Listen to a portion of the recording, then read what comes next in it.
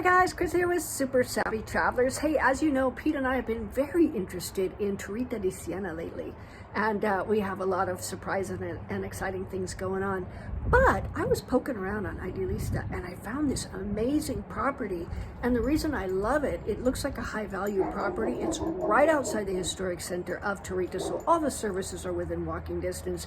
The bars, the restaurant, the whole of the Centro Storico is all within walking distance, and we have the most amazing renovation team with Lorella and her crew up there ready to go. So check out this one, it might be for you.